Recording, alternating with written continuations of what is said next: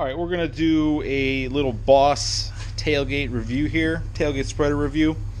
I bought this tailgate spreader used this year, the TGS1100.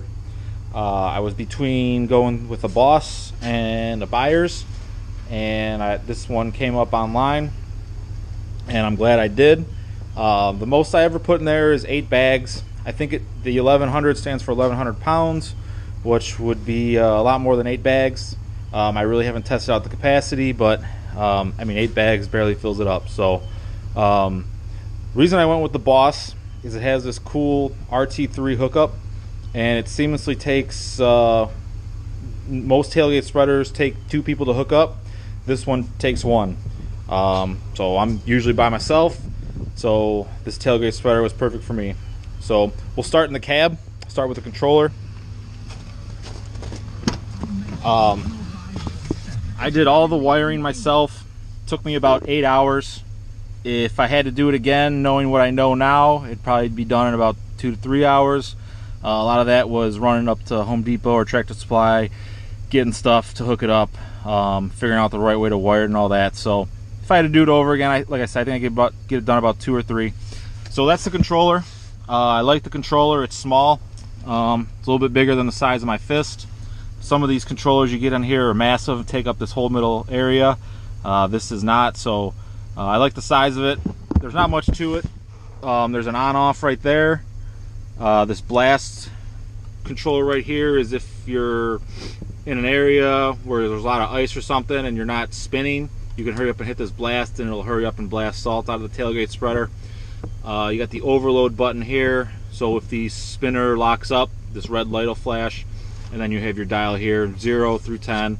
I usually just control it as I go through the parking lot, so I don't even know what I really run it on, but it's, you know, hardly ever on 10. Usually I'll have it on 7 or 8 and then dial it down if I go through cars or anything like that. So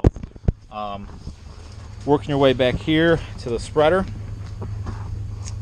Here's the cool RT3 hookup. So the first piece slides into your hitch just like a normal trailer hitch, and then it has these ratchet straps here that kind of tie into the tailgate under there and on the other side. So we're going to kind of go backwards here. I'm taking it off. Putting it on is the same way, you just do it in the opposite order. So you kind of undo these ratchet straps. And then I ran the wiring.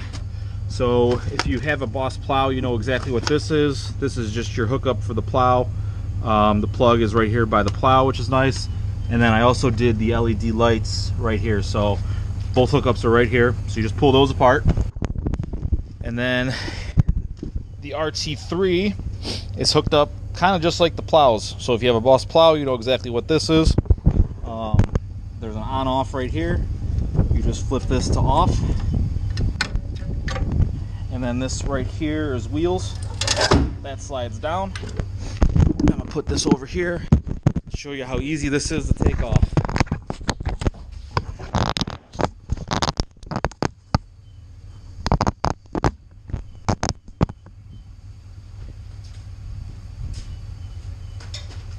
Push it up, it unlocks, drops down, and rolls away.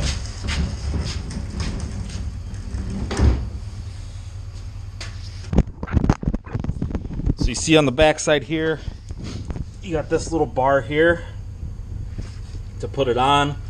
All you do is wheel it up, and like I said, this is the hitch part. The bar goes into here. When it flips up, the pin goes through there and it locks. So never spread salt before, so I have nothing to compare this to, but I will say that I really like the Boss tailgate spreader. Seems very well built.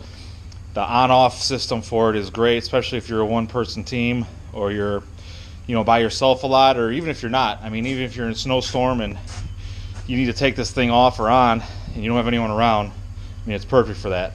I know they are a little bit more pricey than the other ones. I wouldn't know. I bought it used. Like I said, I got a good deal on it. But overall, I'd give it a 10 out of 10.